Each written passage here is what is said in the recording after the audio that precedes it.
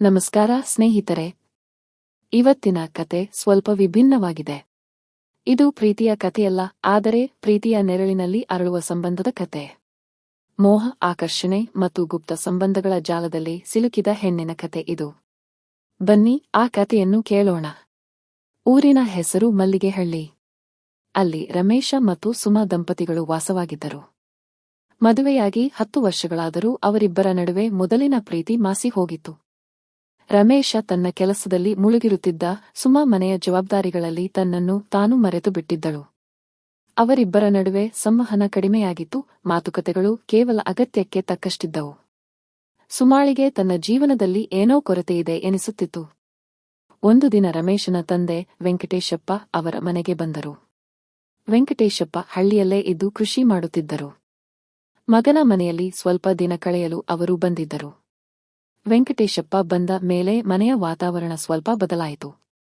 ಅವರು ಸುಮಾಳೊಂದಿಗೆ ಮಾತನಾಡುತ್ತಿದ್ದರು, ಆಕೆಯ ಕಷ್ಟ ಸುಖಗಳನ್ನು ವಿಚಾರಿಸುತ್ತಿದ್ದರು. ವೆಂಕಟೇಶಪ್ಪನಿಗೆ ಸುಮಾಳ ಬಗ್ಗೆ ಒಂದು ರೀತಿಯ ಕಾಳಜಿ ಇತ್ತು. ಒಂದು ದಿನ ರಮೇಶ ಯಾವುದೋ ಕೆಲಸದ ಮೇಲೆ ಊರಿಗೆ ಹೋಗಿದ್ದ. ಮನೆಯಲ್ಲಿ ಸುಮಾ ಮತ್ತು ವೆಂಕಟೇಶಪ್ಪ ಮಾತ್ರ ಇದ್ದರು.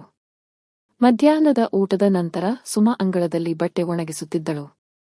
ಆಗ ವೆಂಕಟೇಶಪ್ಪ ಅಲ್ಲಿಗೆ ಬಂದರು. ಏನಮ್ಮ ಸುಮಾ, ಬಿಸಿಲಲ್ಲಿ ನಿಂತಿದ್ದೀಯಾ? ಸ್ವಲ್ಪ ಹೊತ್ತು ವಿಶ್ರಾಂತಿ ತಗೋ ಎಂದರು ವೆಂಕಟೇಶಪ್ಪ. ಸುಮಾ ನಗುತ್ತಾ, ಏನಿಲ್ಲ ಮಾವ, ಬಟ್ಟೆ ಒಣಗಿಸಿ ಬಿಡ್ತೀನಿ ಎಂದಳು. ನಾನು ಸಹಾಯ ಮಾಡ್ಲಾ ಎಂದು ವೆಂಕಟೇಶಪ್ಪ ಕೇಳಿದರು. ಸುಮಾ ಬೇಡವೆಂದರು. ವೆಂಕಟೇಶಪ್ಪ ಸುಮಾಳಿಗೆ ಸಹಾಯ ಮಾಡಲು ಮುಂದೆ ಬಂದರು. ಇಬ್ಬರೂ ಒಟ್ಟಿಗೆ ಬಟ್ಟೆ ಒಣಗಿಸುತ್ತಿದ್ದಾಗ ಸುಮಾಳಿಗೆ ವೆಂಕಟೇಶಪ್ಪನ ಸ್ಪರ್ಶ ಸ್ವಲ್ಪ ವಿಚಿತ್ರ ಎನಿಸಿತು. ಆ ಸ್ಪರ್ಶದಲ್ಲಿ ಒಂದು ರೀತಿಯ ಬೆಚ್ಚಗಿನ ಭಾವನೆ ಇತ್ತು. ಅಂದಿನಿಂದ ಸುಮಾಳಿಗೆ ವೆಂಕಟೇಶಪ್ಪನ ಬಗ್ಗೆ ಒಂದು ರೀತಿಯ ಆಕರ್ಷಣೆ ಮೂಡಲು ಪ್ರಾರಂಭವಾಯಿತು. ವೆಂಕಟೇಶಪ್ಪ ಮಾತನಾಡುತ್ತಿದ್ದ ರೀತಿ, ಆಕೆಯ ಬಗ್ಗೆ ತೋರಿಸುತ್ತಿದ್ದ ಕಾಳಜಿ ಎಲ್ಲವೂ ಸುಮಾಳನ್ನು ಸೆಳೆಯುತ್ತಿದ್ದವು.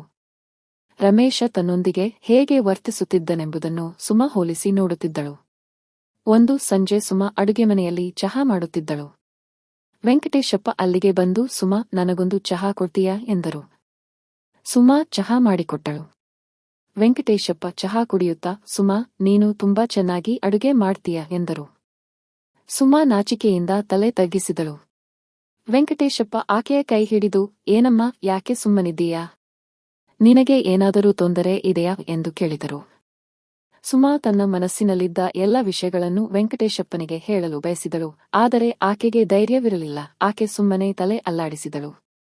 ವೆಂಕಟೇಶಪ್ಪ, ನನಗೆ ಹೇಳು ಸುಮಾ, ನಾನು ನಿನಗೆ ಸಹಾಯ ಮಾಡ್ತೀನಿ ಎಂದರು. ಸುಮಾ ಕಣ್ಣಲ್ಲಿ ನೀರು ತುಂಬಿಕೊಂಡು, ನನಗೆ ಯಾರೂ ಇಲ್ಲ ಮಾವ, ನನ್ನ ಕಷ್ಟಗಳನ್ನು ಕೇಳುವವರು ಯಾರೂ ಇಲ್ಲ ಎಂದಳು. ವೆಂಕಟೇಶಪ್ಪ ಸುಮಾಳನ್ನು ಸಮಾಧಾನಪಡಿಸಿದರು. ಆ ದಿನ ರಾತ್ರಿ ಸುಮಾಳಿಗೆ ನಿದ್ರೆ ಬರಲಿಲ್ಲ. ಆಕೆ ವೆಂಕಟೇಶಪ್ಪನ ಬಗ್ಗೆಯೇ ಯೋಚಿಸುತ್ತಿದ್ದಳು. ಮರುದಿನ ರಮೇಶ ಊರಿನಿಂದ ಹಿಂದಿರುಗಿದ. ವೆಂಕಟೇಶಪ್ಪ ಸುಮಾಳ ಬಳಿ ಏನು ಮಾತನಾಡದಂತೆ ಸೂಚಿಸಿದರು. ರಮೇಶ ಬಂದ ಮೇಲೆ ಮನೆಯ ವಾತಾವರಣ ಮತ್ತೆ ಮೊದಲಿನಂತಾಯಿತು. ರಮೇಶ ತನ್ನ ಕೆಲಸದಲ್ಲಿ ಮುಳುಗಿದ, ಸುಮಾ ಮನೆಯ ಜವಾಬ್ದಾರಿಗಳಲ್ಲಿ ತನ್ನನ್ನು ಮರೆತಳು.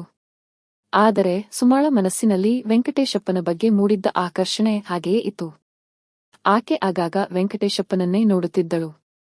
ವೆಂಕಟೇಶಪ್ಪ ಕೂಡ ಸುಮಾಳನ್ನು ಗಮನಿಸುತ್ತಿದ್ದರು. ಒಂದು ದಿನ ರಮೇಶ ಮತ್ತೆ ಊರಿಗೆ ಹೋದ. ಮನೆಯಲ್ಲಿ ಸುಮಾ ಮತ್ತು ವೆಂಕಟೇಶಪ್ಪ ಮಾತ್ರ ಇದ್ದರು. ಸುಮಾ ಅಂಗಳದಲ್ಲಿ ಕುಳಿತುಕೊಂಡು ಏನನ್ನೋ ಬರೆಯುತ್ತಿದ್ದಳು. ವೆಂಕಟೇಶಪ್ಪ ಅಲ್ಲಿಗೆ ಬಂದು, ಏನಮ್ಮ ಸುಮಾ, ಏನು ಬರೀತಿದ್ದೀಯಾ ಎಂದು ಕೇಳಿದರು. ಸುಮಾ ತಕ್ಷಣ ತನ್ನ ಕೈಯಲ್ಲಿದ್ದ ಕಾಗದವನ್ನು ಮುಚ್ಚಿಟ್ಟಳು.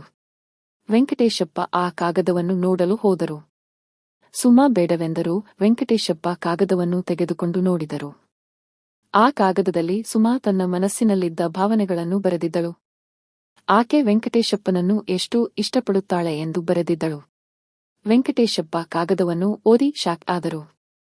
ಅವರಿಗೆ ಏನು ಹೇಳಬೇಕೆಂದು ತೋಚಲಿಲ್ಲ. ಸುಮಾ ನಾಚಿಕೆಯಿಂದ ತಲೆ ತಗ್ಗಿಸಿದಳು. ವೆಂಕಟೇಶಪ್ಪ ಸುಮಾಳ ಕೈ ಹಿಡಿದು, ನನಗೂ ನಿನ್ನ ಬಗ್ಗೆ ಅದೇ ಭಾವನೆ ಇದೆ ಸುಮಾ ಎಂದರು. ಸುಮಾ ಆಶ್ಚರ್ಯದಿಂದ ವೆಂಕಟೇಶಪ್ಪನನ್ನು ನೋಡಿದಳು. ವೆಂಕಟೇಶಪ್ಪ ಸುಮಾಳನ್ನು ಹತ್ತಿರಕ್ಕೆ ಎಳೆದುಕೊಂಡರು. ವೆಂಕಟೇಶಪ್ಪ ಸುಮಾಳನ್ನು ಹತ್ತಿರಕ್ಕೆ ಎಳೆದುಕೊಂಡಾಗ ಸುಮಾಳಿಗೆ ಏನು ಮಾಡಬೇಕೆಂದು ತೋಚಲಿಲ್ಲ. ಆಕೆ ವೆಂಕಟೇಶಪ್ಪನನ್ನು ತಡೆಯಬೇಕೋ ಅಥವಾ ಅವರ ಭಾವನೆಗಳಿಗೆ ಒಪ್ಪಿಕೊಳ್ಳಬೇಕೋ ಎಂದು ಗೊಂದಲಕ್ಕೊಳಗಾದಳು.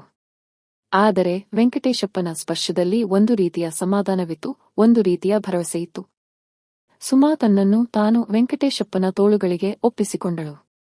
ಅಂದಿನಿಂದ ಸುಮಾ ಮತ್ತು ವೆಂಕಟೇಶಪ್ಪನ ನಡುವೆ ಒಂದು ರಹಸ್ಯ ಸಂಬಂಧ ಪ್ರಾರಂಭವಾಯಿತು. ರಮೇಶ ಮನೆಯಲ್ಲಿ ಇಲ್ಲದ ಸಮಯದಲ್ಲಿ ಇಬ್ಬರೂ ಒಟ್ಟಿಗೆ ಸಮಯ ಕಳೆಯುತ್ತಿದ್ದರು. ವೆಂಕಟೇಶಪ್ಪ ಸುಮಾಳಿಗೆ ಪ್ರೀತಿಯ ಮಾತುಗಳನ್ನಾಡುತ್ತಿದ್ದರು, ಆಕೆಯನ್ನು ನಗಿಸುತ್ತಿದ್ದರು.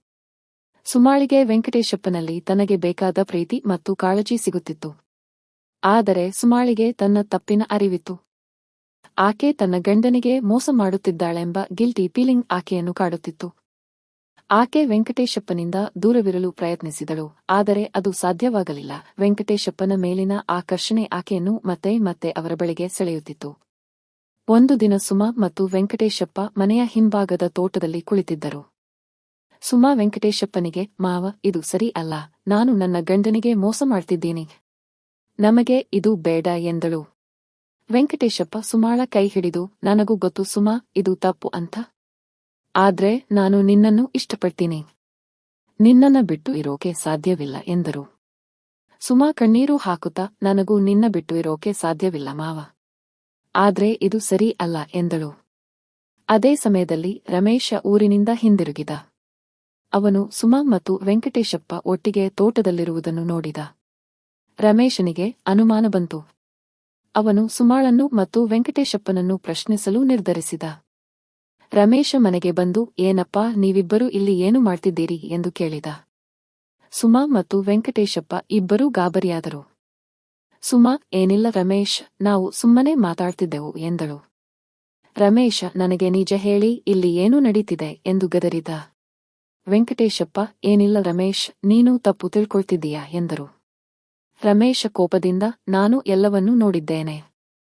ನೀವಿಬ್ಬರೂ ನನ್ನ ಹಿಂದೆ ಏನು ಮಾಡ್ತಿದ್ದೀರಿ ಅಂತ ನನಗೆ ಗೊತ್ತು ಎಂದ. ಸುಮಾ ಅಳುತ್ತಾ ರಮೇಶನಿಗೆ ಎಲ್ಲ ವಿಷಯವನ್ನು ಹೇಳಿದಳು. ರಮೇಶ್ ಶಾಕ್ ಆದ. ಅವನಿಗೆ ತನ್ನ ಕಣ್ಣನ್ನು ನಂಬಲು ಸಾಧ್ಯವಾಗಲಿಲ್ಲ. ತನ್ನ ಹೆಂಡತಿ ತನ್ನ ತಂದೆಯೊಂದಿಗೆ ಸಂಬಂಧ ಹೊಂದಿದ್ದಾಳೆಂದು ತಿಳಿದು ಅವನಿಗೆ ತಲೆ ತಿರುಗಿದಂತಾಯ್ತು. ರಮೇಶ್ ವೆಂಕಟೇಶಪ್ಪನನ್ನು ಮನೆಯಿಂದ ಹೊರಗೆ ಹೋಗುವಂತೆ ಹೇಳಿದ. ವೆಂಕಟೇಶಪ್ಪ ತಲೆ ತಗ್ಗಿಸಿ ಮನೆಯಿಂದ ಹೊರಟು ಹೋದರು. ರಮೇಶ ಸುಮಾಳನ್ನು ಮಾತನಾಡಿಸಲಿಲ್ಲ. ಅವನು ಕೋಪದಿಂದ ತನ್ನ ಕೋಣೆಗೆ ಹೋದ. ಸುಮಾ ಅಳುತ್ತಾ ರಮೇಶನ ಬಳಿ ಕ್ಷಮೆ ಕೇಳಿದಳು. ಆದರೆ ರಮೇಶ ಆಕೆಯನ್ನು ಕ್ಷಮಿಸಲು ಸಿದ್ಧನಿರಲಿಲ್ಲ. ಅವನು ಸುಮಾಳನ್ನು ದ್ವೇಷಿಸಲು ಪ್ರಾರಂಭಿಸಿದ. ಆ ದಿನ ರಾತ್ರಿ ರಮೇಶ ಮತ್ತು ಸುಮಾ ನಡುವೆ ದೊಡ್ಡ ಜಗಳ ನಡೆಯಿತು.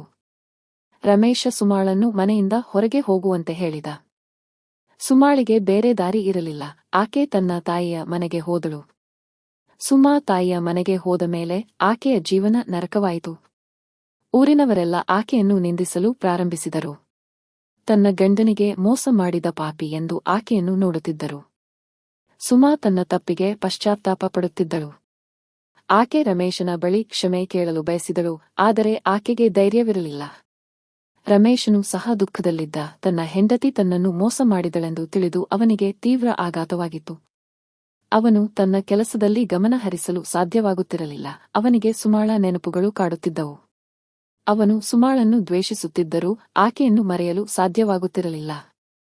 ವೆಂಕಟೇಶಪ್ಪ ಊರು ಬಿಟ್ಟು ಹೋಗಿ ಎಲ್ಲಿಗೋ ನೆಲೆಸಿದ್ದರು. ಅವರಿಗೆ ತಮ್ಮ ತಪ್ಪಿನ ಅರಿವಾಗಿತ್ತು.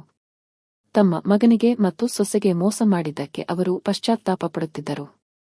ಅವರು ರಮೇಶನಿಗೆ ಪತ್ರ ಬರೆದು ಕ್ಷಮೆ ಕೇಳಿದರು. ಆದರೆ ರಮೇಶ್ ಅವರಿಗೆ ಉತ್ತರಿಸಲಿಲ್ಲ.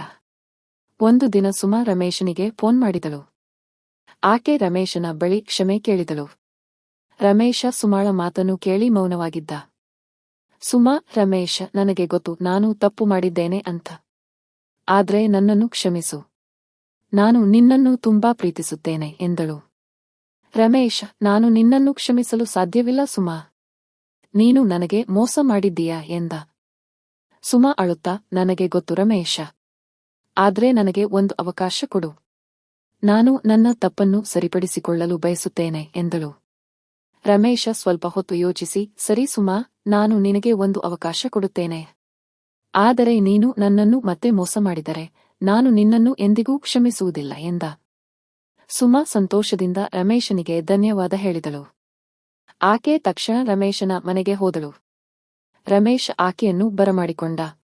ಅಂದಿನಿಂದ ಸುಮಾ ಮತ್ತು ರಮೇಶ ಮತ್ತೆ ಹೊಸ ಜೀವನವನ್ನು ಪ್ರಾರಂಭಿಸಿದರು. ಸುಮಾ ತನ್ನ ತಪ್ಪನ್ನು ಸರಿಪಡಿಸಿಕೊಳ್ಳಲು ಎಲ್ಲ ಪ್ರಯತ್ನಗಳನ್ನು ಮಾಡಿದಳು. ಆಕೆ ರಮೇಶನನ್ನು ಪ್ರೀತಿಸುತ್ತಾ ಆತನನ್ನು ಸಂತೋಷವಾಗಿಡಲು ಪ್ರಯತ್ನಿಸಿದಳು. ರಮೇಶ ಕೂಡ ಸುಮಾಳನ್ನು ಕ್ಷಮಿಸಲು ಪ್ರಯತ್ನಿಸಿದ. ಕಾಲಕ್ರಮೇಣ ರಮೇಶ ಮತ್ತು ಸುಮಾ ನಡುವಿನ ಸಂಬಂಧ ಮತ್ತೆ ಮೊದಲಿನಂತಾಯಿತು. ಅವರಿಬ್ಬರೂ ಒಬ್ಬರನ್ನೊಬ್ಬರು ಅರ್ಥಮಾಡಿಕೊಂಡು ಪ್ರೀತಿಸಲು ಪ್ರಾರಂಭಿಸಿದರು. ಸುಮಾ ಮತ್ತು ರಮೇಶ ತಮ್ಮ ಜೀವನದಲ್ಲಿ ಸಂತೋಷದಿಂದ ಇದ್ದರು. ವೆಂಕಟೇಶಪ್ಪನ ಬಗ್ಗೆ ಅವರು ಎಂದಿಗೂ ಮಾತನಾಡಲಿಲ್ಲ. ಅದು ಅವರ ಜೀವನದ ಕಹಿ ನೆನಪಾಗಿ ಉಳಿಯಿತು. ಸ್ನೇಹಿತರೆ, ಈ ಕತೆ ನಿಮಗೆ ಹೇಗೆ ಅನಿಸಿತು? ಇಂತಹ ಕತೆಗಳು ಕೇವಲ ಮನರಂಜನೆಗೆ ಮಾತ್ರ. ಇದನ್ನು ಗಂಭೀರವಾಗಿ ಪರಿಗಣಿಸಬೇಡಿ. ಯಾವುದೇ ರೀತಿಯ ತಪ್ಪು ಸಂದೇಶವನ್ನು ಸಮಾಜಕ್ಕೆ ತಲುಪಿಸುವ ಉದ್ದೇಶ ನಮಗಿಲ್ಲ. ಇಂತಹ ಕತೆಗಳಿಂದ ನೀವು ಏನನ್ನಾದರೂ ಕಲಿಯಬಹುದು ಎಂದು ನಾವು ಭಾವಿಸುತ್ತೇವೆ. ನಮ್ಮ ಚಾನೆಲ್ ಅನ್ನು ಸಬ್ಸ್ಕ್ರೈಬ್ ಮಾಡಿ ಮತ್ತು ಬೆಲ್ ಐಕಾನ್ ಕ್ಲಿಕ್ ಮಾಡಿ. ಧನ್ಯವಾದಗಳು.